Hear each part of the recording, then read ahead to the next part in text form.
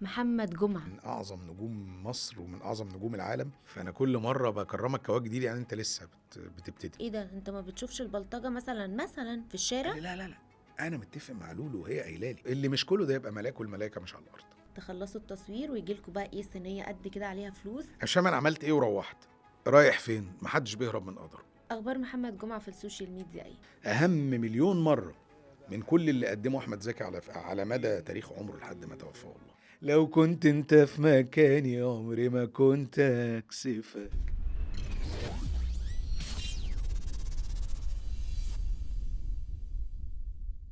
اهلا بيكم من بودكاست جديد في ايجي بودكاست. ضيفي في حلقة النهاردة هو فنان من العيار التقيل. الحقيقة كانت واسطته هي موهبته. الفنان محمد جمعة منورنا ومشرفنا. ده نورك يا يمنى، والله ربنا يخليك. مبروك بودكاست، ومبروك الموقع، ومبروك كل الحاجات الحلوه، ومبروك لاحمد الهواري عشان انا بحب الهواري، عشان دماغه دايما بتعجبني. خلينا نتكلم عن بدايتك بقى. انت اصلا خريج معهد فنون مسرحية. مظبوط. برغم انك كنت خريج معهد فنون مسرحية، شوية كان في صعوبات لدخولك عالم الفن. قولي بقى ازاي حصل كده؟ صعوبات يعني قبل ولا صعوبات بعد؟ ما هو في قبل الدخول. ايه ده، هو كان في صعوبات اه كتيرة طبعا كده؟ طبعا قبل الدخول اصلا فكره ان انا من الفيوم، وابويا راجل مدرس وخريج ازهر وكده، وبعدين تدخل الفن، ده كان موضوع صعب جدا. يعني مش تدخل تدرس فن يعني عموما، يعني مفيش حد بيدرس فن. طب خد كليه، خد اي شهاده، وبعدين اعمل اللي انت عايزه. انما انك تدرس فن، ده موضوع ما كانش مقبول شويه، يعني في مجتمع يعني بقول برضو الاقاليم شويه الى حد ما منغلقه شويه يعني. ففكره ان انت اصلا تدرسي فن، ده موضوع صعب جدا. بعد كده بقى في بقى صعوبات الحياه نفسها، ان انت ازاي تلاقي لنفسك مكان في سوق عمل صعب جدا. يعني المهنه عندنا صعبه جدا جدا جدا يعني. في بعض الناس بتعتقد ان لا عادي دلوقتي مثلا بقى الموضوع، مش هقول سهل، بس هقول فكرة ان انت تبين موهبتك او كده اسهل. وكل جيل على فكرة، يعني احنا جيلنا كان محظوظ عن الجيل اللي قبله، ان هو كان عنده مثلا التلفزيون كان اكثر انتشارا، يعني كان في اعمال كتيرة. اللي قبلنا كان الاعمال محدودة. كذلك دلوقتي الجيل الجديد مثلا فكرة السوشيال ميديا، فكرة البلاتفورمز اللي موجودة دي، فانت تقدر تبان. تمام. وقت ما احنا كنا موجودين لا، كان الموضوع كان صعب شويه، ان انت ازاي تعرضي نفسك اصلا. ما كانش فيه عرض غير ان انت تروحي تعملي اوديشن مثلا مع مخرج او كده، وانت وحظك. عملتي بقى دور كويس، فربنا كرمك. عملتي جالك دور مش كويس، فخلاص طلعتي وحشه، فخلاص بطلتي الشغلانه. فدي صعوبات كتيره جدا في المهنه يعني. انت اصلا اجتهدت جدا في المدرسة علشان تدخل معهد فنون مسرحية؟ لا خالص، ده انا كنت فاشل دراسيا يعني. ما كنتش لا مجتهد؟ والله لا، انا 54%، انا حاجه عظيمه جدا.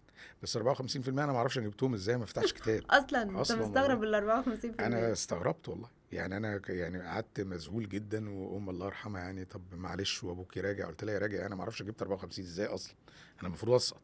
طب ازاي باباك وافق انك تدخل؟ انت قلت لي ان الموضوع كان صعب عندكم عائليا، جدا يعني في عيلتك انه يبقى فيه فنان. جدا. اقنعته طيب ازاي؟ كنت مصر. وبعدين لما جيت قدمت في المعهد، هو قال انا ماليش دعوه بيك. فانا كنت زمان، أنا من وانا صغير اصلا في توجيه المسرح، في المسرح المدرسي، فباخد جوائز على طول. فباخد جوائز، كان زمان بيدونا شهادات استثمار كده ب5 جنيه و10 جنيه والحاجات دي. فجمعت كل الشهادات دي، انا متذكر عملوا بالظبط 145 جنيه. فخدت الفلوس دي ورحت بقى ايه، قدمت في المعهد وسحبت الملف وبتاع، ماليش دعوه بيك خالص. قدمت واتقبلت في التقديم الاول. وبعدين في حاجه عندنا اسمها الورشه دي، يعني ايه بيبتدوا يختاروا، يعني مثلا قدم 1000 فاختاروا مثلا 20 25 واحد في الاخر من خلال الورشه دي. في الاخر بياخدوا مثلا دفعه 15 واحد. فاجتزت اول حاجه اللي هي كان الاختبارات الاولانيه، وبعدين عملت اللي هو الورشه دي. قعدنا اسبوعين. بعد الاسبوعين الحمد لله كنت من الناس اللي كان ليهم حظ ان هم يدخلوا المعهد. بعدها بقى ابتدى والد الله يرحمه يقتنع خلاص، لان فهمت قلت له البكالوريوس. بس الفرق بقى ان انا اتخرجت من معهد العالي للفنون المسرحيه بتقدير جيد جدا، ومن العشر الاوائل على الاكاديميه. يعني كان المفروض اتعين معيد وبتاع، لان دي الحاجه اللي انا بحبها. علشان بحبها ودي كانت دراستي، بالعكس كنت متفوق فيها. لو هنتكلم عن والدك بقى شوية، لأنه يعني كان واقف لك في طريقك يعني وقال لك لأ وما كانش حابب الموضوع قوي، فاكر له نصيحة معينة تقدر دايما بتيجي في بالك وتقدر تراجعها مع نفسك دايما؟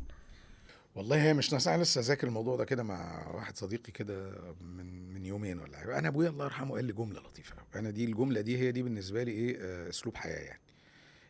قال لي انا ما دخلتش عليكم قرش حرام، فانا اكلتكم حلال. فانا في شغلي بحاول دائما ان انا ايه يعني اتحرى الحلال في حياتي، ان انا اي قرش يدخل لي من شغل يكون فعلا من تعب ومجهود، بحاول اشوف حتى اللي انا بقدمه عشان يبقى اللي بقدمه على الاقل يعني يفيد، حتى لو انا بعمل حاجة هي هترسم ابتسامة بس، هتبسط الناس بس. فدي في حد ذاتها انا شايف ان ده في حد ذاته حاجة كويسة. فده اللي انا بتحرى فيه طول الوقت يعني في شغلي. لا انت عملت كتير يرسم الابتسامة برغم وشك الخشب، كنت بتخلينا نضحك برضو سبحان الله يعني. مش ده عارفة توفيق ازاي ربنا. يعني ما شاء الله عليك. طب خلينا نرجع للمسرح اللي انت اجتهدت فيه، جبت فيه درجات حلوة. لو هنتكلم عن الفنان على خشبة المسرح، بيبقى برضو فيه شوية نوع من اللي هو أنا والجمهور. ما بيبقاش فيه غير المسلسلات وغير الكاميرا اللي هو ايه يعني اوت الكادر. يعني انت دلوقتي بتبقى ان قوي في الموضوع، بيبقى الكونتاكت بينك وبين الجمهور دايركت.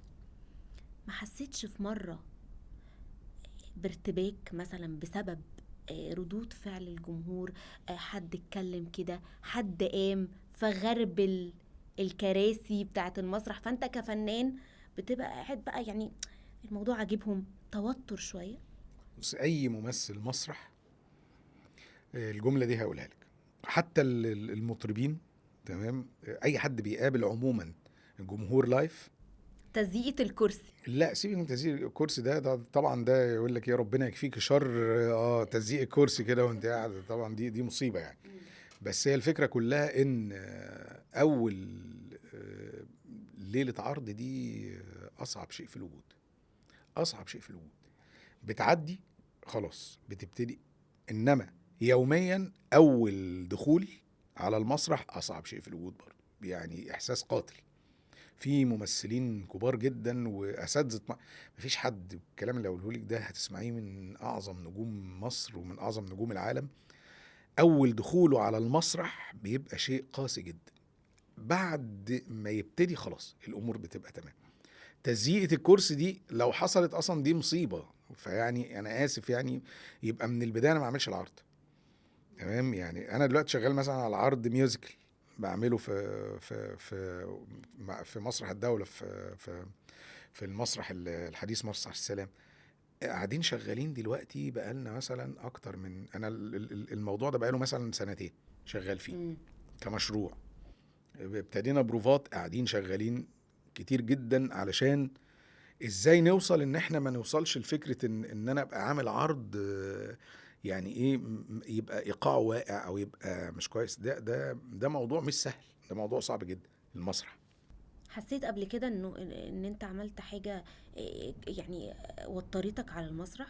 لا الحمد لله الجمهور لا مرة. طب هقول لك على حاجة اكيد لطيفة في جدا. موقف حصل من جمهور. موقف حصل، لا بس كان موقف حلو. ايه بقى؟ كنت بعرض مسرحية ابو العربي مع هاني رمزي في طيبة مول، وبعدين الكهرباء قطعت. الله. وانا واقف على المسرح كنت انا وداليا البحيري، ففجأة الكهرباء قطعت، فقلت لهم طب تمام بس احنا مع بعض بقى. فقالوا لي غني، فقلت لهم حاضر والله لا غني. فغنيت، قعدنا نغني لحد ما الكهرباء جت بسرعة يعني، وقتها كان عطلة او حاجة كده يعني. فقعدنا غنينا وبتاع حاجة. الجمهور كان متفاعل بالعكس، انبسطت وقعدنا بقى نهزر مع الجمهور طول الوقت. فاكر بالعكس. غنيت ايه؟ لا مش متذكر. تحب الغنى اصلا؟ انا بحب الغنى طبعا جدا، بحبه جدا يعني، بحبه جدا يعني. دي اكتر حاجة بحبها انا يعني. بحب الغنى ليه يعني؟ دي حاجة بتمتعني انا شخصيا يعني، انا بحب اغني لنفسي. مين اكتر فنان ممكن يعني بتحب تسمع له؟ كتير جدا. مين اكتر؟ لا ما عندي، بص هقول لك على حاجة يعني، ما عنديش حد هقول لك ما بسمعش غير ده. انت فاهماني؟ بسمع كل الناس، بسمع كل حاجه. توايلايت بسمعه، يعني اللي هو ما حدش عارف مين ده. الراب بتحب بحب كل الاشكال. يا يعجبني بيعجبني، بس يعني يعجبني مطرب صوته حلو فبيقول عربة حلو قوي، فيعجبني حد بيعمل شكل مزيكا حلو مش تقليدي. تمام.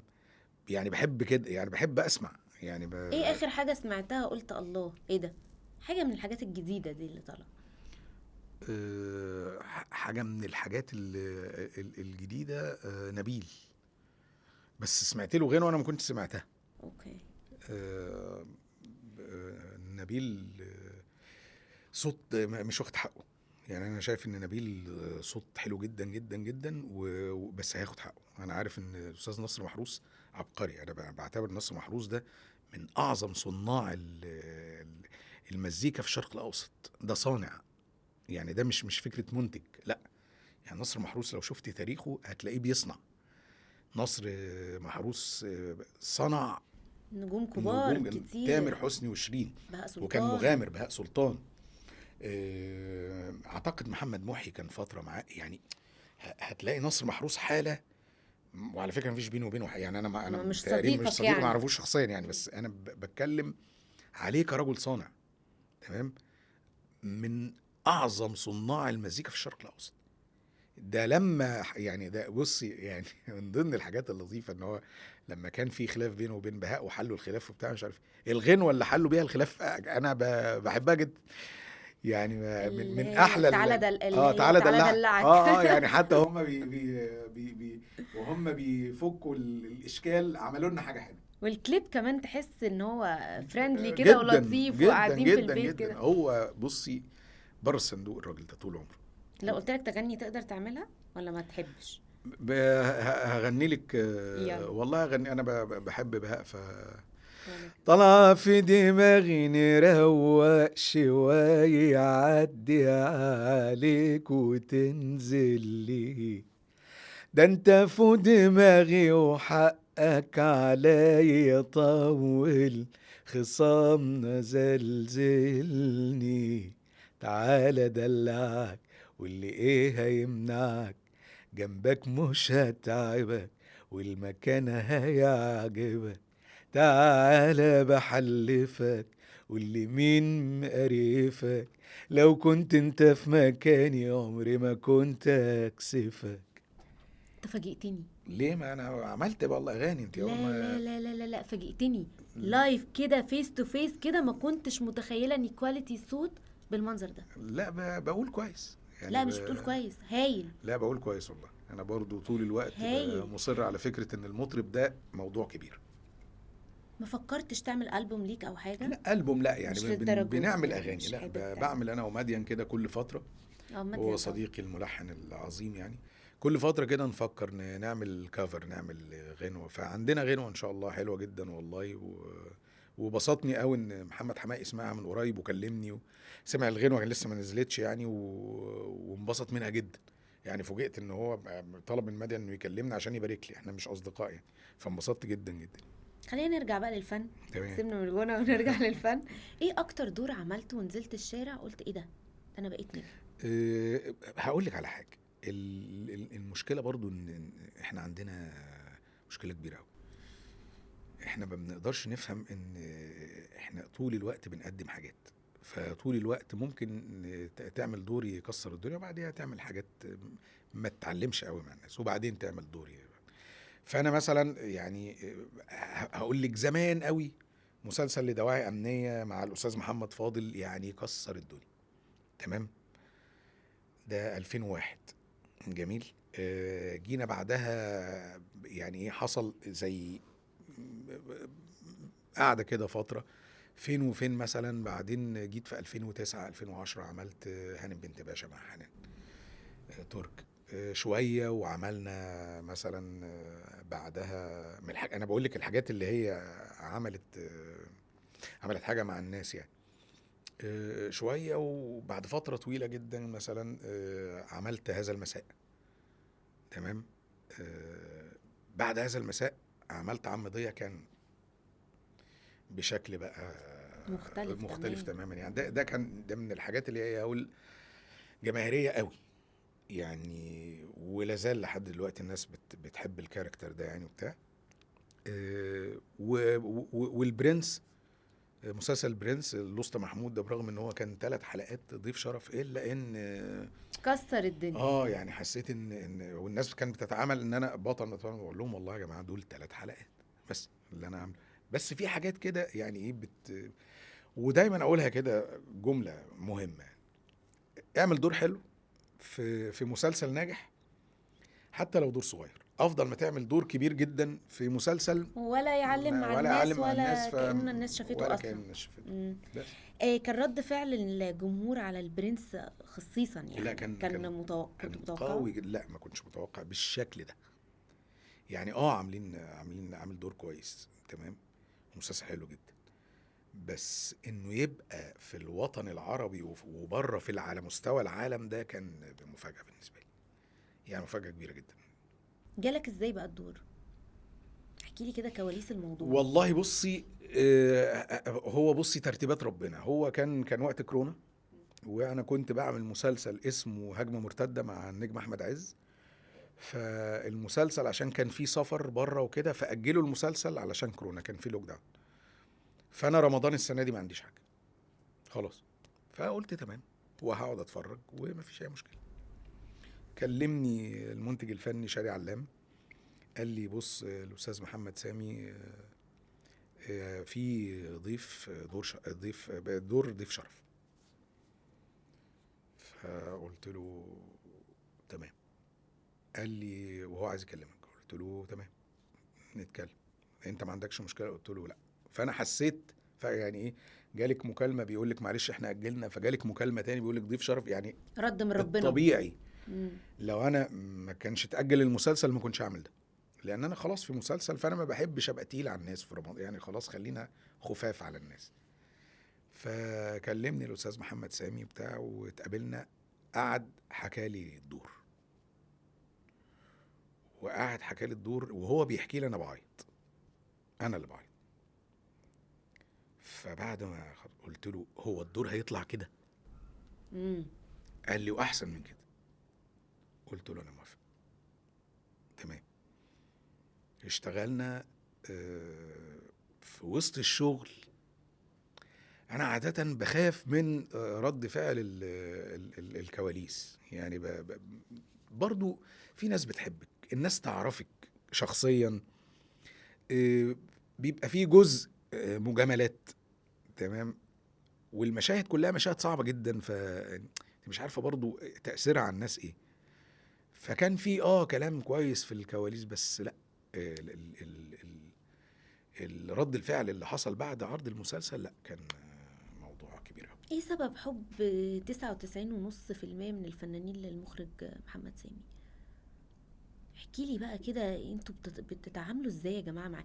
ليه حبكوا ليه زياده كده؟ انا بحبه كفنان جدا ناجح. فنان، هو بيحب الممثل تمام، يعني هو بيحب الممثل، وطول ما احنا طول ما الممثل شغال تمام، هو عنده الممثل لازم يبقى في،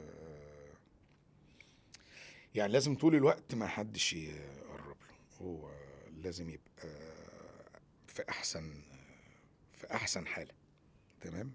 يعني لازم الممثل ده يبقى احسن حاجة، ويتضايق من ممثل وحش فممكن يعني مش عايزين نخوض في كواليس او كده او بتاع، بس يعني ايه، لو في حد حصل موقف مش عارف، تأكدي انه ان بسبب انه هو ما كانش كويس، يعني هو يعني لمجرد ان في ممثل كويس قدامه خلاص هو بالعكس. كون بقى ان يبقى في علاقة شخصية بعد عمل ولا بتاع، ده موضوع تاني ملوش دعوة. وانا بشوف برضو ان خلاص انا يعني مش فكرة ان برضو في ناس بتفهم غلط ان انا يعني معاك في طول ما احنا شغالين، فاحنا في حالة حب شديدة جدا.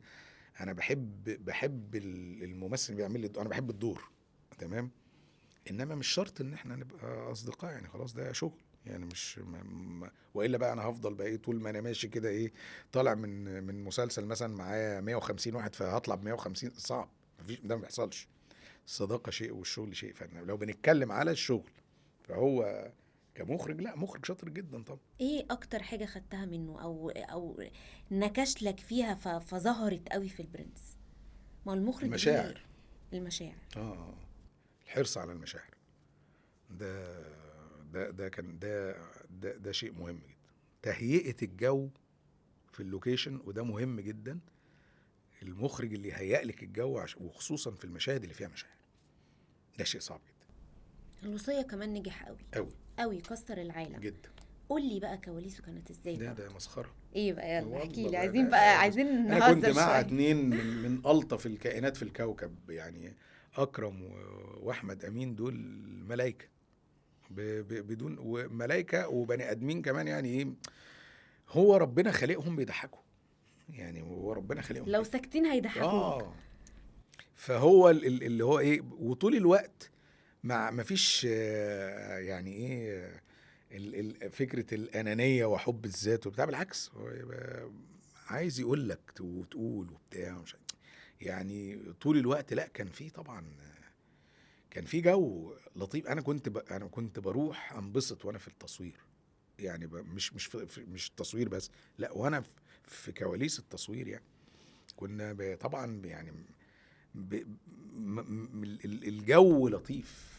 ايه اكتر موقف مش هتنساه في الاجواء اللطيفة اللي انت بتحكي عنها؟ اكتر موقف مش هنساه ان احنا كنا بنعرض في رمضان، فبنصور في يوم، مش يوم، هو كان تقريبا وصلنا ان احنا بنصور 48 ساعة. ففي ال 48 ساعة دول احنا قاعدين حرفيا، طبعا مفيش حد نايم وكل الناس قاعدة عاملة كده، تمام. وكل شوية حد بيقع يروح المستشفى. فاحنا كل شوية لو يعني مثلا داخل اصور المشهد ده ومعايا فلان وفلان وفلان، فانا خايف معلش يا جماعة مش هنعمل مشهد، نعمل مشهد تاني. ليه؟ اصل فلان راح المستشفى، تمام. فالناس بتقع، بتروح المستشفى تتعالج وترجع تكمل تصوير، واحنا قاعدين في حالة من اللاوعي. عارفه انت بتوصلي لمرحلة كده من الصحيان ان انت خلاص بتفقدي وعيك، مفيش ومضطرين اللي احنا على الهوا. فاليوم ده بنصور الفينال. فالفينال خالد كمال لابس ماسك، ومعانا كان زميلنا اسمه محمد طلعت، ممثل لابس ماسك. فاحنا ابتدينا خلاص، انا مش شايف خالد كمال ولا شايف مع طلعت، احنا شايفين ماسكين كلبين بني ادمين بيتحركوا قدام، احنا مش فاهمين حاجه، مش فاهمين مين دول. وبعدين بعد انا فاكر ان يعني اصلا الفكره بقى في المشهد ده ايه بقى. بعد كده فهمت، انا مش فاهم انا عملت ايه وروحت. فبعد ما اتفرجت على الحلقه دي قعدت اضحك، لان انا مش عارف انا قلت ايه. واكتشفت ان هم عملوا افيه حلو قوي، ان هو في اخر المسلسل خالص قرروا ان هم يعملوا اعلان للشركه، تمام، بتاع البسكوت دي. فجابوا مين يعمل الاعلان؟ عم ضياء يعمل الاعلان. ده ابتدوا يستخدموا الشخصية بقى. فانا بصيت على الاعلان ده لمشكله، بس المشهد ده تحديدا ان هو نزل اخر التترات، فالناس ما خدتش بالها منه. فالمفروض ان فاكرم خلاني اقول ايه بقى، انا مش واعي، انا بقول اي كلام، انا اكرم واقف ورا الكاميرا بيقول لي وانا بقول كلام انا مش فاهم انا بقول ايه. فانا لا داخل لابس نظاره عشان عينيا مش نايم 48 ساعه، عينيا حمراء ومنتهي.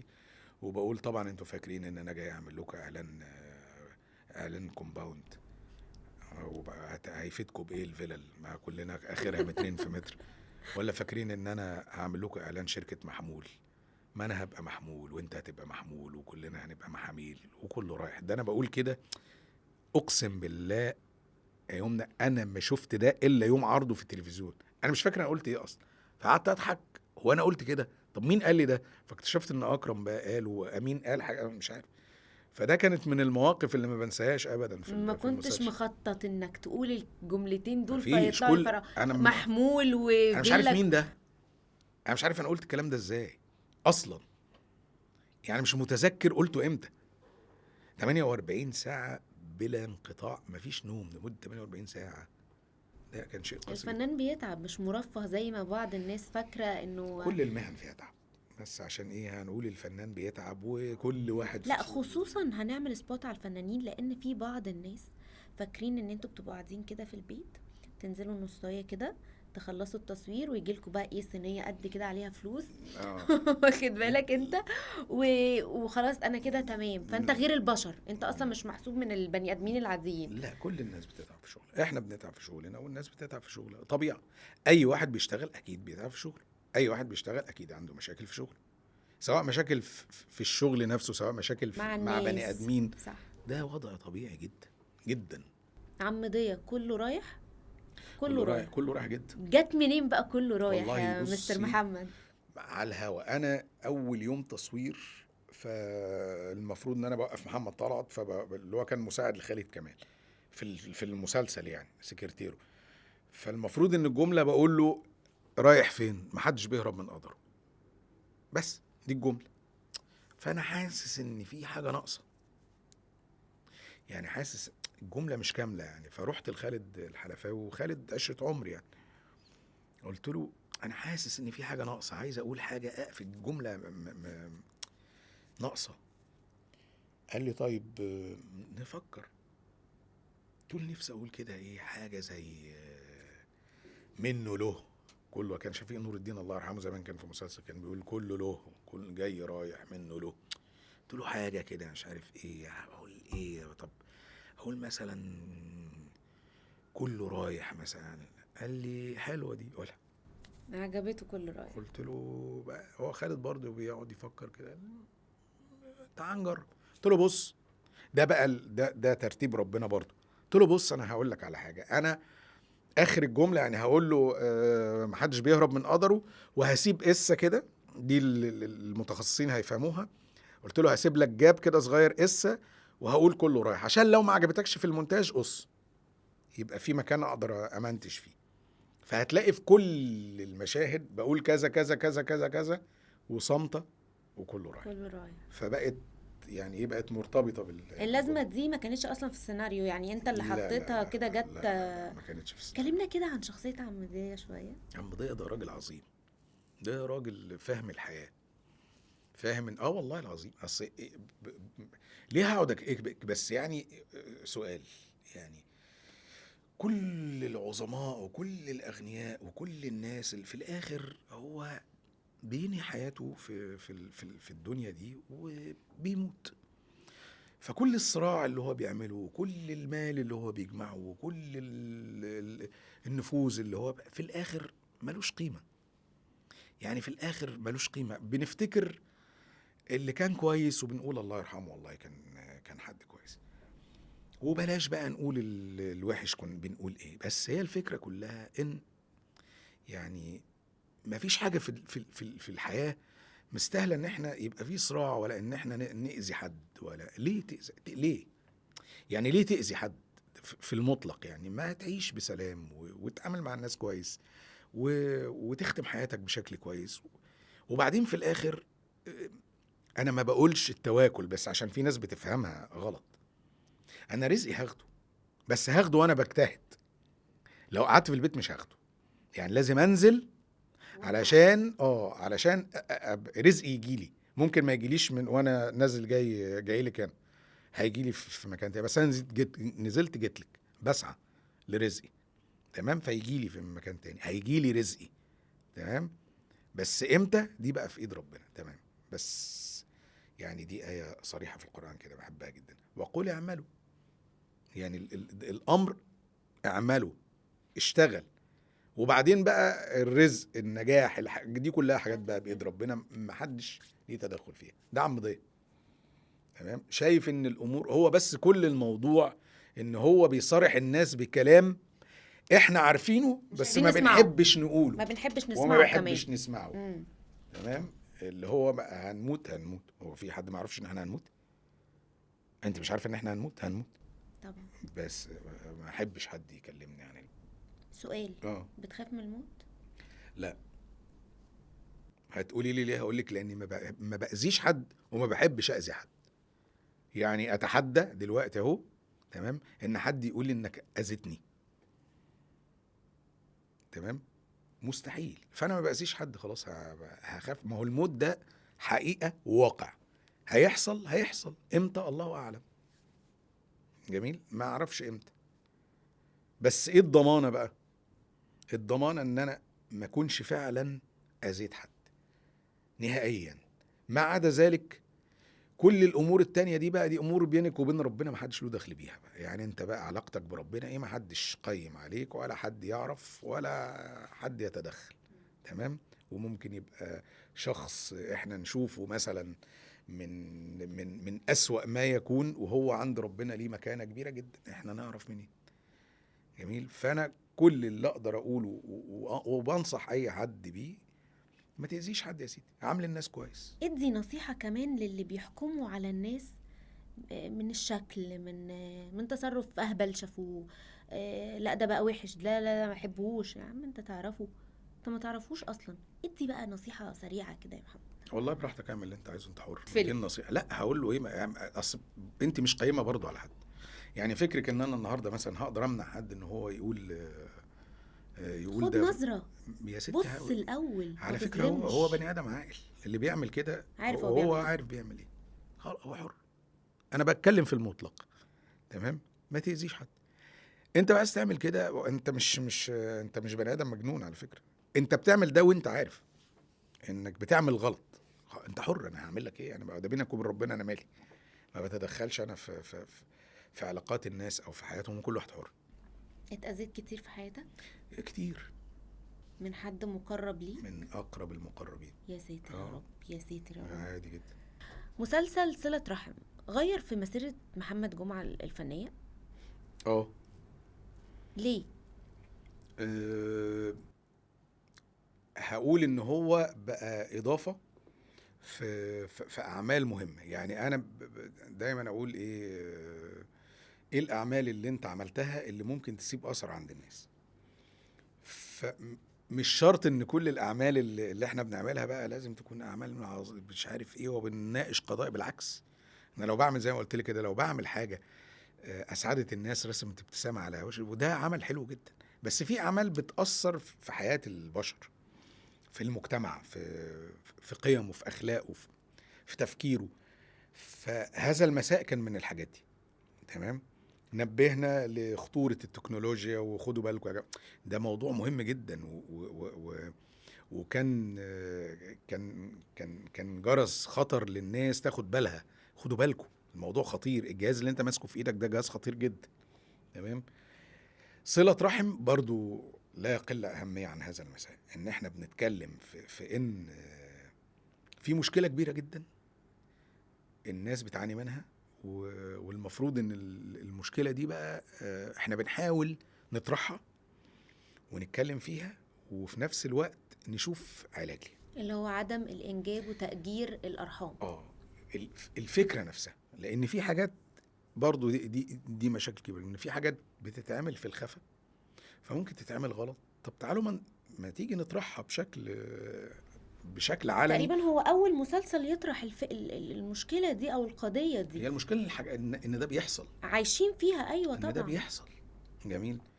طب ما تيجي يا جماعة نخرجها للعلن ونشوف الموضوع يقدر يتم.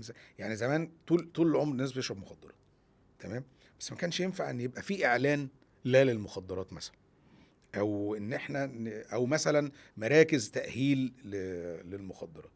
لما ابتدينا نطرح الموضوع وابتدت الناس تستوعب الفكرة، وابتدت الناس تفهم ان لازم نكون صراحة مع نفسنا، نواجه مشاكلنا، فابتدى يبقى في علاج. كان في بعض الناس تقول لك ايه اللي هم بيجيبوا سيرته ده، ارحام ايه وتأجير ايه وايه الناس دي، وفي حد يطلع في التلفزيون. انت عارف السوشيال ميديا ما بيصدقوا يمسكوا اي حاجة يطلعوا بيها ترند او يطلعوا يعملوا كومنت بيها او كده. المسلسل ده تقريبا اقل المسلسلات هجوما، مع ان القضية قضية غريبة وجديدة ان هي تطرح في مسلسل، فما تهاجمش تقريبا. فتفتكر علشان حصل وعي للجمهور او ان ده كان لازم حاجة نطرحها في الدراما عامة؟ هقول لك على حاجة ممكن تكون حاجة صعبة جدا. يعني ممكن اللي اتفرج على المسلسل بينه وبين نفسه ويكون راجع نفسه، وقال ان انا لو اللي في الموقف ده، احنا طرحنا اكتر من موقف. يعني طرحنا فكرة الاجهاض وطرحنا فكرة ايجار الرحم. بس اكيد في ناس فكرت ان لو انا اختي تمام حصل لها ده، انا هبقى ايه؟ انا رد فعلي ايه؟ جميل. فممكن يكون من المنطق ده في بنات كتير جدا اكيد فكروا لو انا اللي في الموقف ده ه... ه- يعني هبقى ايه؟ طب الموضوع يتناقش ازاي؟ لان الموضوع برضو شائك جدا. هو الغريب بالنسبه لي، يعني انا بصراحه مش هكدب عليك، يعني انا كنت منتظر ان يبقى فيه هجوم بالظبط. شنيع جدا. لا، ما كانش ده، ما حصلش ده. يعني ما حصلش الهجوم اللي انا كنت متوقعه. دور شخصية خالد. ايوه دكتور خالد. الدكتور خالد. ايوه عشان الدكتور نحدد بس. علشان الدكتور الدكتور خالد. الدكتور خالد. انت كنت طبيب، كنت دكتور طيب ولا شرير بقى؟ عشان ما انسان، بني ادم. وده برضو من ضمن الحاجات اللي كانوا دايما يتكلموا معايا فيها، مثلا في فكره الفن او التمثيل او الادوار بتاع. فكنت انا اقول لهم على حاجه مهمه جدا: مفيش حد شرير في المطلق. عمر ما في شرير في المطلق. يعني الراجل ده شرير يا جماعه. مش جميل. شيطان، يعني كان ربنا خلقه شيطان. مفيش حد شرير في المطلق، ومفيش حد طيب في المطلق. جميل. كل انسان جواه الطيبه وجواه الشر، جواه الخير جواه كويس وجواه الوحش، جواه الاناني وجواه الكريم. بس ايه اللي غالب؟ ده موضوع تاني. ممكن بقى حد يغلب عليه ان هو يبقى طيب زيادة عن اللزوم، حد يغلب عليه ان هو شرير زيادة عن اللزوم. وفي حاجة بقى اهم، دي مثلا ايه؟ يعني في ناس كتير يقول انت ازاي انت ما بتخافش من ادوار الشر؟ اقول لهم لا. اللي اقول لهم لان الشرير وهو بيعمل ده، هو مش بيعمله وشايف انه غلط، هو شايف ان اللي هو بيعمله صح. ده مكانه، ده هو ده بتاعي. انا اللي بعمله صح. طبعا. تمام. انا عندي منطقي في ان اللي بعمله ده هو ده الصح. جميل. انت شايفه انه غلط، ده موضوع تاني. انما انا بعمل الصح، انا شايف ان اللي بعمله ده هو الصح. فخالد انسان جواه الخير وجواه الشر، شايف ان هو من وجهة نظره ان اللي بيعمله ده على فكرة خير جدا. انا بحمي، وهو كان منطقه كده لما قريت الورق، فهو بني ادم. انا بحمي بنات من ان هم يتقتلوا، وبحمي اطفال من ان هم يتوصموا طول حياتهم بان هم ولاد حرام. جميل. ويعمل ايجاد. وفي نفس الوقت لما يجي له مثلا اسمه ايه ده، اياد نصار مثلا، اللي هو فيقول له ايجار رحم، يقول له لا ده حرام. هو شايف من وجهة نظره ده حرام، انما شايف من وجهة نظره ان ده من وجهة نظره. هي الفكرة كده. خالد في النهاية انسان في ده وفي ده. في اكتر من مشهد بينك وبين الفنان اياد نصار الحقيقه تستاهل عليه جايزه افضل وجه جديد. عشان انا بصراحه قصه وجه جديد دي قصه بتضحكني انا شخصيا، ده بجد والله، دي مش هزار. انا لحد 2016 بتكرم على ان انا افضل وجه جديد. يا جماعه ما تقولوش كده والله العظيم. من 2001، من اول ما عملت مسلسل لدواعي امنيه لحد تقريبا 2016، لما بتكرم كافضل وجه جديد. لحد ما جيت في مره قلت لهم يا جماعه ما كفايه بقى، انا بقيت وجه قديم قوي، يعني كفايه وجه جديد. طب صاعد يعني ايه، اختاروا اي اسم يعني. بس ما كانتش بتبسطك الجمله وجه جديد ده؟ يمكن من انت متلون ومتغير، وفعلا كل عمل انت بوجه جديد، فده ممكن حد يشوف الله انا كل يوم بوجه جديد. دي وجهه نظر يعني. بالعكس ما كنتش شايفها تفرح. لا ما بزعلش. بس هي الفكره كلها فكره ان يعني برضو خلينا نقول احنا بنتكلم بقى على مستوى الاحتراف. سيجي من مستوى ان الناس تشوفك كوجه، او الجمله لطيفه. على مستوى الاحتراف معنى كده ان انت مش مؤثر، فانا كل مره بكرمك كوجه جديد يعني انت لسه بتبتدي. لا، في رصيد. فهي كانت الفكره في كده. احكي لنا بقى اكتر مشهد بينك وبين الفنان اياد نصار كان مؤثر قوي ليك، حسيت انك اتأثرت شخصيا. لا، هو كان مشهد مهم، ومشهد ده قعدنا فيه شويه علشان لان ده كان محور بقى الايه، محور انا هروح فين ومنطق الراجل ده هيبقى ازاي وبتاع حاجه كده. المشهد اللي كان بينه وبينه في الكافيتيريا بعد ما انا جبته عشان خلاص البنت جالها نزيف فلازم هو يخدرها، فانا مجبر عليه ان هو يجي، فقعدت بقنعه بوجهة نظري، فبقول له ان انا بعمل كذا كذا كذا كذا كذا كذا وانا بحمي البنات من كذا وبحمي الولاد دول من كذا ومش عارف ايه. فبقول له انت هتسمع عن الدكتور فلان؟ فالدكتور فلان ده على فكره انا جات لي واحده راحت له وطلب منها مبلغ كبير جدا، وبعيدا عن الفلوس كان عايزه تجيله العياده قبل العمليه، تمام؟ يعني حد هيبتزها جنسيا ولا كده مش عارف ايه.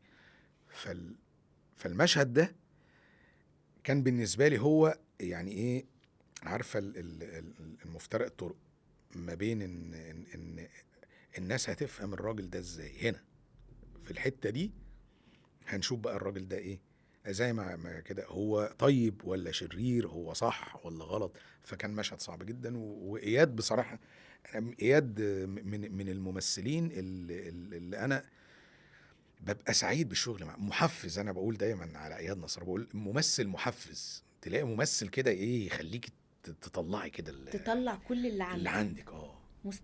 مستفز. برافو عليك. صح. يستفزك تمثيليا كده، يقعد يخليكي غصب عنك عايزه، لا انا عايزه ابقى حلو. وده حلو قوي انك تتعامل مع في الشغل بالذات مع ممثل يكون مستفز فيطلع احلى ما فيك واحسن ما فيك. مش رياضه فرديه الفن. اه الفن عمل جماعي، تمام؟ تناغم كده، زي بالظبط هي فكره الفن ده زي فكره الاوركسترا. هو بالظبط مفيش يعني اي اختلاف نهائي. جميل. الاوركسترا فيه كل الالات، تمام؟ تخيلي لو انت قاعده بتسمعي لمده ساعه ونص مثلا كمانجا، هتزهقي. هزهق طبعا. طيب لو انت بتسمعي الالات دي نشاز مش راكبه مع بعض، هتتضايقي جدا، هتنفري منها.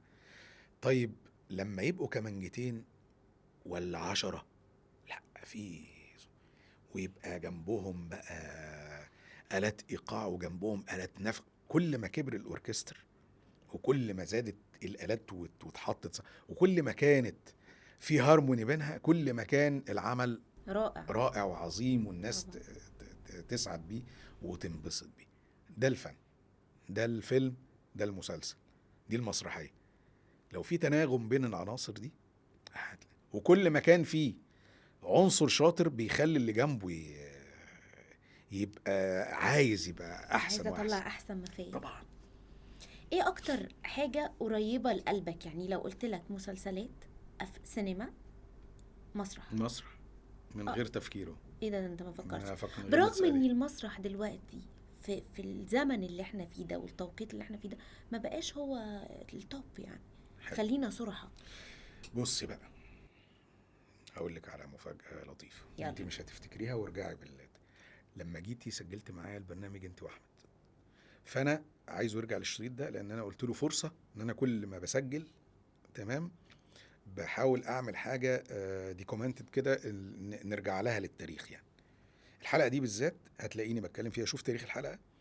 لان كلمت احمد قلت له بص يا احمد، الفترة اللي جاية التلفزيون هينتهي وهيطلع البلاتفورم، هو هيبقى سيد الموقف، وكل الناس هتبقى بتشتغل بلاتفورم، ومفيش حد هيبقى بيشوف تلفزيون ولا.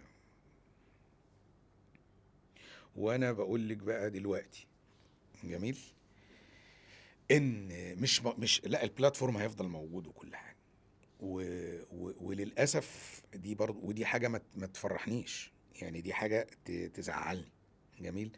بس السينما مثلا هتبتدي تندثر. يعني مش تندثر، مش هتنتهي، لا، يعني هيبقى في افلام سينما، جميل، بس يعني الناس مش هتروح سينمات كتير، لان الفيلم هيبقى عندك في البيت، فهماني؟ فهيبقى بيتصنع الفيلم وبيتعرض في البلاتفورم عندك في البيت هتشوفيه. انما الحاجة الوحيدة اللي الناس هتروح تتفرج عليها وهتنزل من بيتها تروحها اللايف شو. ايه اللايف شو؟ مسرح، حفلات. تمام. فهيرجع المسرح تاني لعهده، تمام، وبقوة. ايه سبب اصلا المسرح فيه دلوقتي من وجهة نظرك؟ انتاج، عدم تركيز مع المسرح لان الجمهور ما بقاش في الحتة دي قوي؟ اديني بقى وجهة نظرك. هقول لك على حاجة. مسرح مصر، لا، هي بس ايه، هي تغيير جيل مم. وثقافة فرجة. تمام. مسرح مصر رجع الناس تتفرج على مسرح تاني. الفن، أنا لازلت مصر أن الفن خلق للترفيه مبدئيا. بعد كده احنا حملناه رسائل لأن هو سريعا ما يصل للناس، ده موضوع تاني. بس الفن في بدايته ترفيهي. هو اتعمل للترفيه، مظبوط. بنرفع عن الناس. جميل. شكل المسرح بيختلف.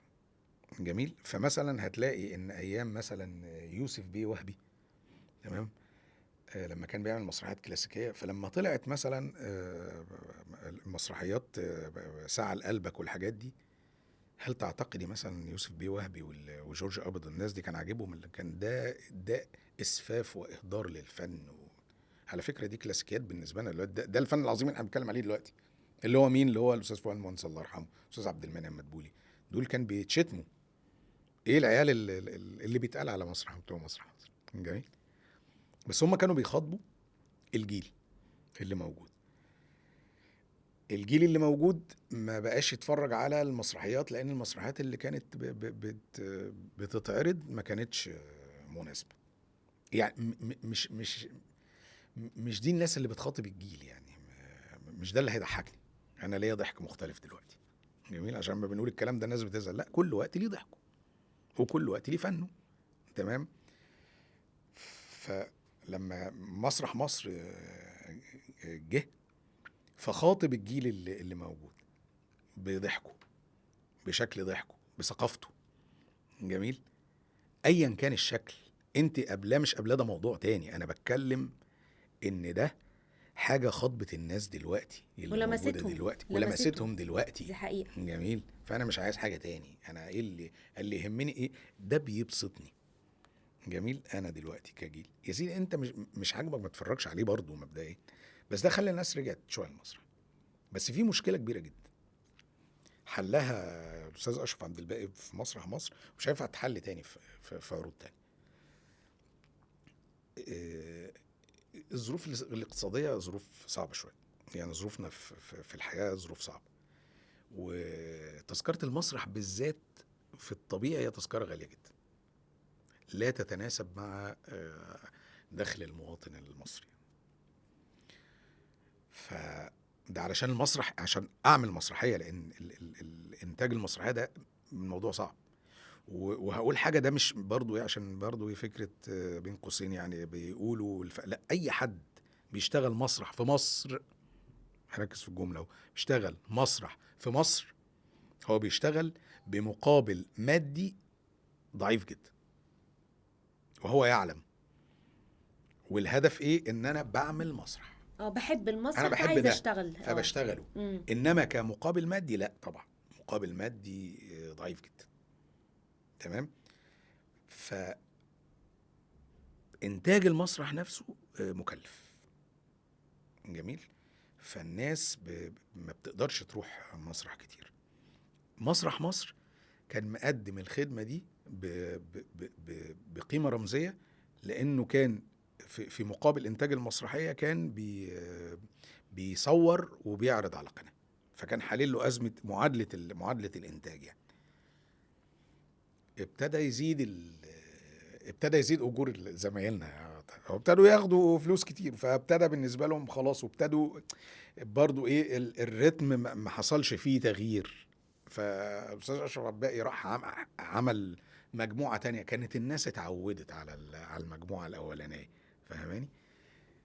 بس هو ده، هي دي الفكره. بس فكره ان احنا بنقول مشاكل المسرح باختصار شديد. انتاج مش دخل. انا النهارده يومنا، انا النهارده عندي ولاد، ما اقدرش اروح احجز مثلا في تذكره مسرح ب 500 جنيه، صعب عليا للفرد، صعب جدا. محمد جمعة امتى يقول انا عمري ما اعمل الدور ده؟ لو مش حلو. ترفضه؟ لا، انا مش بتكلم على حلو ومش حلو. اه يعني مثلا محمد جمعة عادي بيعتبر ان ده فن وانا خارج الحسابات دي، ولا لا انا بره الكلام ده؟ لا، هو اصل فكره الفاظ خارجه والحاجه، اولا لازم نفهم، بعيدا عن فكره بقى يقول لك رقابه ومش رقابه كل الكلام ده، فكره ان احنا في مجتمع، تمام؟ المجتمع ده ليه عاداته وتقاليده وليه حاجات بيتقبلها وحاجات. هو الفن ده بيتعمل لمين؟ مش للناس؟ ما انا لازم ادي برضو للناس اللي هم بيتقبلوه. جميل. مش هقول انا ضد يعني ايه ان في ناس بتعمل حاجات انا شايفها والله هو بيعرف يعملها، انا مش هعرف اعملها، بس هو ده الموضوع. انما انا ضد ما هو غير ملائم لطبيعه لطبيعه المجتمع. المجتمع مش طبيعه الفن.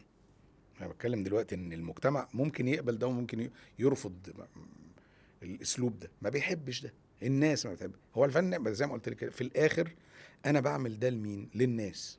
طب ما اقدم لهم اللي الناس بتقبله، ليه اقدم حاجه الناس بترفضها؟ ما ممكن حد يقولك ايه ده، انت ما بتشوفش البلطجة مثلا في الشارع؟ ما انا مش ضد المشاهد دي، بس ما بعرفش اعملها. ممكن حد تاني يعملها تطلع منه بشكل كويس، انا مش هعرف. بس هو هيعملها ازاي او هيعملها ليه؟ يعني انا هعملها محفز ولا هعملها كانذار خطر؟ هو ده بقى اللي هنسميه في الاخر الرساله اللي انا بقولها. يعني طالما انا هعمل ده، فانا بقى هبين ان البلطجي ده هو بقى اللي بيبقى ده الحلو، والبلطجه بقى خلتني في المكان ده. طب ما هو طبيعي ان الناس يعني دي رساله غلط. يعني انت كده بتأذي الناس، عايز توصل لهم رساله ان اللي هيبقى بلطجي ده هو اللي هيبقى كويس. لا، مش ضد، لان ده مش الواقع، ده مش المنطق، او ده مش المفروض ان احنا نقدمه للناس. يعني انت كده بتبرز فكرة مش صحيح، يعني حتى لو موجودة في المجتمع بلاش تبروزها من الاخر مش يعني. بلاش تبروزها، حتى لو انا عايز ابروز الفكره، تمام، ابروزها في الاطار بتاعها، اه، ماشي. بس انا عايز منها ايه من الفكره دي؟ هقول ان الراجل تاجر السلاح ده بقى غني وعنده فهو ده بقى خلاص، هو ده بقى اللي عايز يا جماعه يبقى غني ويعيش الحياه دي يبقى تاجر سلاح؟ لا طب، المفروض ان انا لما اقول ان ده غلط، يعني ادي للناس يعني اديهم معلومه او اديهم فكره ان ده اسلوب خاطئ، ده المفروض ما نعملوش، مش العكس. اكتر عمل يعني اشتغلت فيه او دخلت فيه وحسيت ان هو يا سلام، اتبسطت جدا جدا جدا وانت بتتفرج عليه انت وعيلتك، وكل الكومنتس يعني الدايره اللي حواليك كانوا مبسوطين جدا منه؟ يا عم دي الوصيه. اه دي اكتر حاجه اشتغلتها. كل يعني كل الدايره كانت حباها، لان المسلسل كان حلو، هو المسلسل نفسه حلو البيت وحاجات كتير عندك يعني. البيت عندك وجزيره غمام. اه، كان يعني برضو ده من الحاجات اللي كل الدايره المحيطه بي انا كان في حاله سعاده. البيت عندك بيديك كومنتس على اعمالك؟ بابا انت ما كنتش هنا حلو، بابا انت كده، لا هنا هايل. بتشاركوا بعض الاراء ولا؟ لازم طبعا، هي مراتي طبعا بتشوف بتقول لي اه والله ده حلو بتاع مش عارف إيه، لا ده ما كانش حلو كده عادي. يلا بقى نرجع لمراتك. اه تعرفتوا ازاي على بعض؟ وهل والله كانت قصة حب ولا خالص. صالونات؟ لا يعني بصي، لا حب ولا صالونات، هي حاجه هي يعني انا اتجوزت متاخر جدا، يعني اتجوزت 34 سنه و وفكره ما كنتش ضد الجواز، بس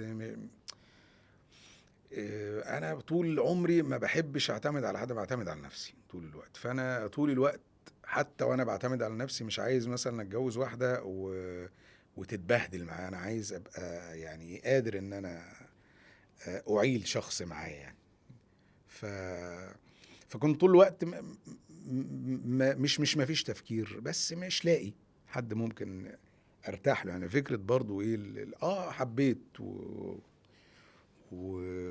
وقصه حب عظيمه، وما تمش ما تمتش بارتباط يعني. بس لما جيت بقى في وقت فكره الجواز وتاسيس حياه وكده وبتاع وحاجات كده، فالعقل بيغلب شويه اكتر من القلب يعني.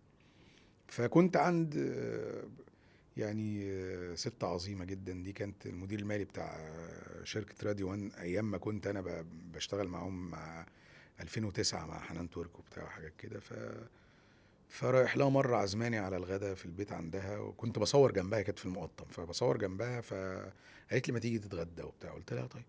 فروحت اتغدى معاها، فعرفتني قالت لي دي بنت اختي، وهي مهندسة ديكور وبتاع، فلو في فرصة تشوف لها شغل وكده وبتاع، هي بتدور على شغل وكده وبتاع مش عارف. قلت لها طيب ابعتي لي السي في بتاعك وكده وخلاص يعني خلص الموضوع. ما كانش فيه رغي كتير يعني، ما اتكلمناش كتير يعني. وبعدين ومدام علي ابو الغيط دي اللي هي صديقتي دي كانت، انا نزلت فجأة فكرت كده، فروحت مكلمة. قلت لها لولا هو مش انت بتقولي لي اتجوز؟ فقالت لي قلت لها طب انا عروستي عندك. قالت لي مين؟ قلت لها البنت اللي انا قابلتها اسمها ايه؟ والله اصلا لا لا لا انا لا. عندي مشكله في الاسماء ومزعجه على فكره. عندي مشكله في الاسماء وفي التواريخ. فقالتني اسمها الاء. قلت لها ايوه. هي مرتبطه؟ قالت لي ما اعرفش. قلت لها طب اساليها يعني، لو مش مرتبطه خلينا قالت لي طيب. فتاني يوم كلمتها، قلت لها ايه ما كلمتنيش؟ قلت لها انت ما رديتيش عليا. قالت له والله انا كلمتها، بس يعني ايه، هي يعني مش في خيالها انها ممكن ترتبط بحد في الكارير في المجال يعني وكده. فقلت لها ما يعني شوفي. فبعدها كلمتني قالت لي طب هي حابه تقعد معاك؟ ماشي. فقعدت معاه وقعدت قلت لها اسوأ بقى ما في كل الحياه يعني. قعدنا اتكلمنا، اتقابلنا تقريبا مرتين، وبعدين تمام يلا بينا بقى ناخد اجراء. فاتقدمت وقرينا فاتحه وقعدنا سنه مخطوبين، واتجوزت بعدها بسنه. بس انت اتشديت فورا. ارتحت. انت نزلت لا ارتحت. الو مرتبطه. آه. حسيت ان هي شخص. وخلينا نكون منطقية تعلم ده يعني، وبالعكس يعني الواحد يكون صريح ده افضل. ان ما كانش بقى ايه يقول لك الحب من اول نظر، لا هو ارتياح. انا ارتحت معاه واحنا بنتكلم. واقول دايما ان في الحب وقتي. ياه. العشرة هي الاهم. يا نهار ابيض. انا اه هقوم امشي كده. لا والله بجد لا. حب وقتي. الحب اللي هو اللي يقول لك ايه الحب من اول نظرة والمش عارف ايه، وده هو مش حب من اول، هو ارتياح. بعد كده العشرة بتولد بقى نوع عظيم من انواع الحب. تمام. والاهم من فكرة برضو ايه، فكرة الله انا عايز اتجوز بقى واحدة حلوة ومش عارف ايه وانا بقى عشان ايه ابقى ماشي بقى يقول شايف بقى ده متجوز ايه. قمرايه. وبعد بعد شهرين من الجواز بيبقى حاجة واحدة بس. احنا بنقدر الروح. بنقدر بقى إن نبقى بنتكلم مع بعض، فاهمين بعض، متفاهمين. ده اهم من اي حاجة. بينتهي كل ده بعد شهرين 3 شهور من الجواز. خلاص، ما انت قعدت بقى مع الحلوة قوي دي اللي انت كان نفسك تتكلم معاها ولا كده، خلاص بقيتوا متجوزين، بقيتوا عايشين مع بعض. فخلاص اللي يتبقى بينكم ايه بقى؟ التفاهم، إيه الرحمة. لذلك هتلاقي مثلا حتى في النص القرآني كده ربنا سبحانه وتعالى جعل مودة ورحمة، ما قالش حب. مودة ورحمة الاتنين دول أهم عشان هو الحب. عارف اللي في القلوب. طبعا ربك عارف ربنا اللي عالم بيحول الدنيا. طبعا. فيبقى ايه اللي بيفضل؟ المودة والرحمة. بس انتوا كرجالة اه بعد المودة والرحمة بتحبوا الجمال، ولازم الست اللي اكون انا متجوزة تكون جميلة وانيقة، وبرغم ده بيحصل خيانة. يعني هو البشر بشر عمره ما هيتغير يعني من وقت ما ربنا خلقنا لحد دلوقتي. احنا اصلا موجودين بسبب خطيئة. يعني عارف احنا موجودين هنا بسبب خطيئة، بسبب غلطة، فهماني؟ ففي النهاية ما اقدرش اقول ان ما احنا مش ملائكة، فخلاص فكل بني ادم بقى هيغلط. فكرة ان هتقولي متجوز واحدة حلوة، تمام، لو اكلتك كل يوم يعني ديك رومي من رابع المستحيل تبقي بعد اقل من 3 ايام نفسك تاكلي قرص طعمية. هل ده مثلا لا يا محمد. من وجهة نظرك ان دي بقى يعني ايه يبقى عندك ديك رومي وتاكل يا معفن قرص طعمية؟ في في حاجة. واحنا برضه ربنا خلقنا بأنفس، تمام يقول لك يا يعني ده بص دي نفسه حلو دي نفسه قوي. حلوة قوي، اه. تمام. ففي نفس لوامة ونفس أمارة بالسوء، احنا أنفس. يعني البني آدم فيه حاجات كتيرة جدا في تركيبة. فممكن دلوقتي يبقى ميال لدي جدا، وبعد شوية يبقى ميال. تغير المزاج ده بشر، إنسان. اه بس مش كله، لا ده انسان مش طبيعي. مفيش لا حد، ده ما مفيش بيتعيش. اللي مش كله ده يبقى ملاك، والملائكة مش على الأرض، عشان بس نختصر الموضوع. والله ماشي. ما انا جبت لك من الاخر عشان بس ايه، والله اللي ما حضرتك اللي شايفه. هيقول انا ملاك يوريني نفسه. محمد جمعة الأب نعم. صعب جدا خالص. جدا خالص. تريقة لا ولا ده تريقة ايه؟ ده انا عندي مشكلة اصلا. ده ايه انا بقى؟ ده اتفاقي مع مراتي، قلت لها ابعديني عن تربية الولاد لان انا لو ربيتهم هبوظهم. دلع انا بقى يس مان معاهم، ما اقدرش اقول لا، ما بعرفش. مش موضوع دلع، بس انا ضعيف قدام ولادي، فمحدش منهم هيطلب حاجة لا انا لسه موقف من يومين بموت من الضحك. عمر ابني، انا مراتي بقى ايه منظمه، والاكل ايه والايه بلاش الاكل اللي من بره والحاجات بقى الشيبسيهات والمش عارف والشوكولاته بحساب. ف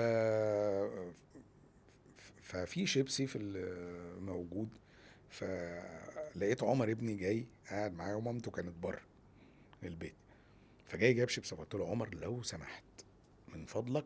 قال لي لا لا لا، انا متفق مع لولو وهي قايله لي. لولو. يا عمر، تمام يا عمر من فضلك. قال لي لا، انا هي عارفه وهي قايله لي، انا مش عايز مشاكل. وقال لا انا دي اول مره اصلا اكله النهارده. ماشي. فهو حط الكيس جنبه كده وقاعدين وهو بيتفرج على التلفزيون، فجاه سمع باب البيت بيتفتح، لقيته بيجري جري على المطبخ بيخبي كيس الشيبسي وهي داخله عليا. فبصيت لها كده قلت لها انا اب فاشل.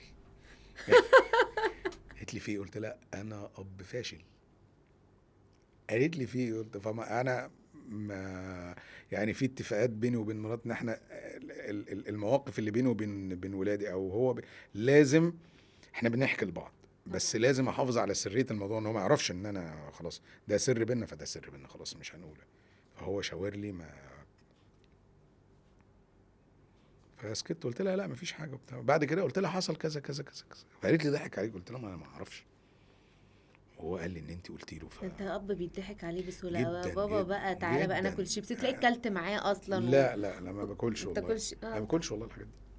انت نازل شويه في الوزن، اه بتعمل دايت، في دور جديد طالب منك والله فورمه معينه؟ لا خالص، انا بس صحيا كنت زدت جدا في الوزن، وبقى عندي حاجه اسمها مقاومه انسولين، وده مش لطيف يعني، ممكن يوصلنا ان احنا لا قدر الله يجي سكر. ففي اختراع جديد كده اللي هو الحقن دي. فقعدت بقالي سنه تقريبا او اكتر من سنه بشوف الموضوع ده، لقيته كويس وجاب نتائج مع ناس وهو زي ما بيقولوا معتمد من منظمة الصحة العالمية وكده وبتاع. فتمام، فابتديت بقالي اسبوعين تقريبا وعامل نتائج كويسة معايا. جود لك ان شاء الله الله تكمل يخليك. وتوصل للي انت عايزه. ربنا قلت في يخليك. مره انك نفسك تجسد شخصيه احمد زكي. اه لسه عندك قرارك وكلامك ده؟ وفي يوم من الايام لو الظروف سنحت هعمل كده ان شاء الله. نفسك؟ بس في فرق كبير جدا ما بين ان انا ابقى بعمل شخصية احمد زكي كتقليد، وان انا ابقى بعمل شخصيه احمد زكي كتجربه انسانيه. انا باصص لتجربه احمد زكي الانسانيه مش الفنيه. يعني انا مش عايز اعمل احمد زكي لما مثل بقى زوجة رجل مهم فكان قاعد في البيت عامل، لا، مش ده اللي انا عايز اعمله خالص خالص. قصه حياته كبني ادم كانسان اهم مليون مره من كل اللي قدمه احمد زكي على مدى تاريخ عمره لحد ما توفاه الله. قصته كانسان، انسان بدا ازاي بمقومات شكليه، شكلها ايه، ب ب ب ب برد فعل من منتجين، من حياه، من شكل تقبل الجمهور للستايل ده. فهم حابين لا، كان السينما يعني لازم يبقى الشاب الجان او الكوميديان، او انما فكره ان احمد زكي، طب لا انت جان تمام ولا انت كوميديان، طب انا هقبلك كايه؟ مم. فهماني؟ ممثل هتبقى دور تاني او تالت لو ممثل شاطر. يعني كان عندنا هذا العبقري العظيم، العبقري الله يرحمه الاستاذ محمود المليجي، ما عملش بطوله تمام. لما عمل بطوله الناس ما تقبلتوش كبطل عشان هو ما كانش فيه مقومات النجم بتاع السينما. احمد زكي كسر دي كانسان بقى.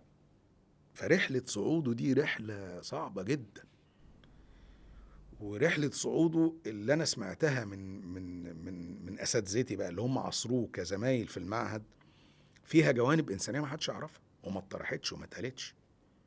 جميل. فكل ده انا كان ده اللي كان نفسي اقدمه. ازاي رحله الصعود، ازاي ان شخص يعني تحدى كل الصعوبات اللي في الحياه دي لحد ما اثبت نفسه لحد ما وصل لده. نفسك تمثل قدام حد معين دلوقتي؟ اللي كان نفسي امثل قدامه ومثلت قدامه مين؟ الاستاذ طه الدسوقي، مثلت قدامه. حبيبي. انا عاشقه ليه انا بحبه جدا جدا جدا، كاركتر لا لا لا لا، خطير.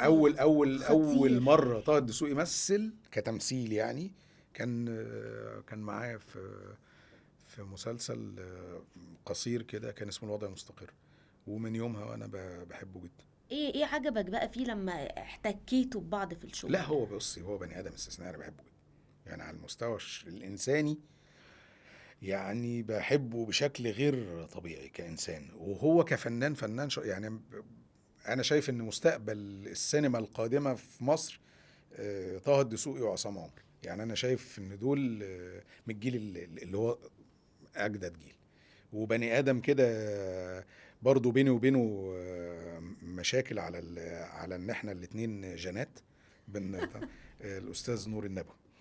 ف يعني طول الوقت انا ونور النبي عاملين زي القط والفرج. دول من الناس اللي انا بحبهم.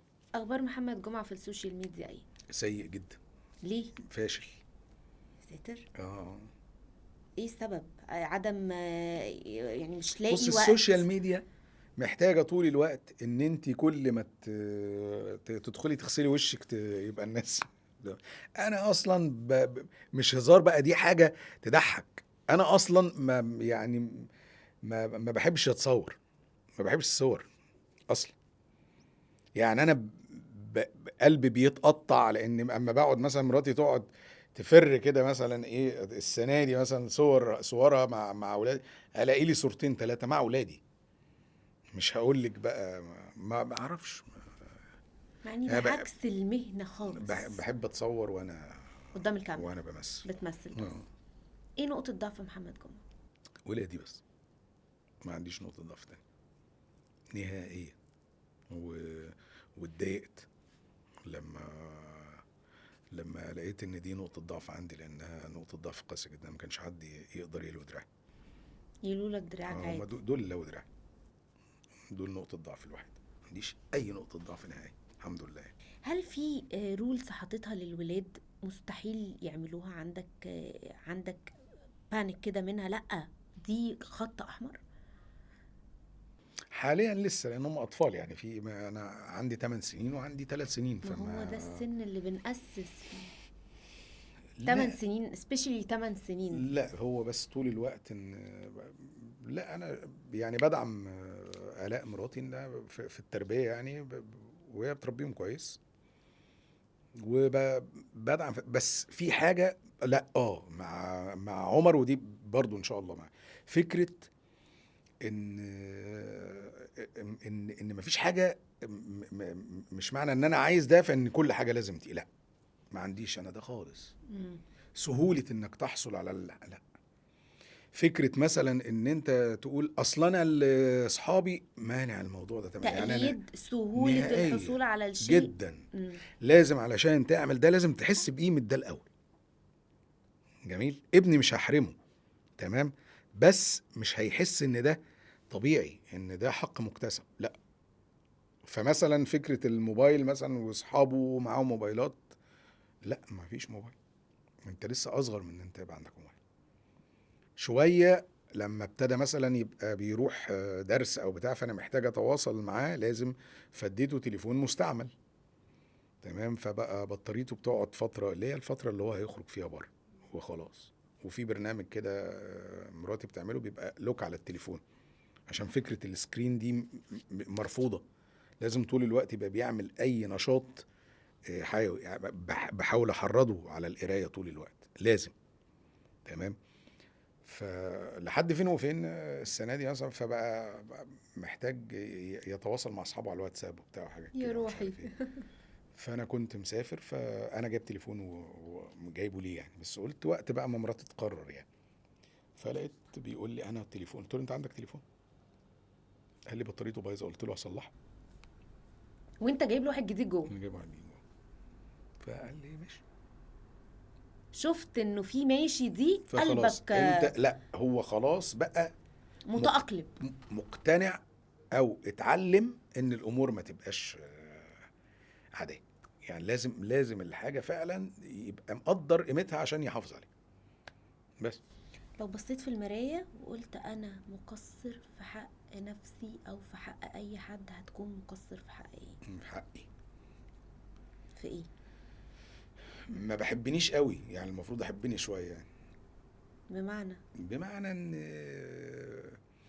يعني بستمتع ان انا ممكن ابقى ببسط حد اكتر يعني. ممكن مثلا يعني حد مثلا يقول لي انا عايز اروح في ما بكلم لي مش عارف اكلم له واعمل له حاجه بس ممكن اعمل لحد رحله كامله وانا ما اروحش وانا فين لا مش خلاص انت مبسوط تمام.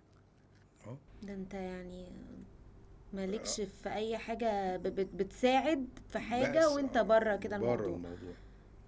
طب محمد اختم الحلقة. مبسوط ان كنت معاكي طبعا وخرجت حاجات من قلبي كتيرة جدا يعني ما قلتهاش يمكن. انا بشكرك. الله يخليك. انا بشكرك. اشوفكم في حلقة تانية. باي باي. ايجي بودكاست.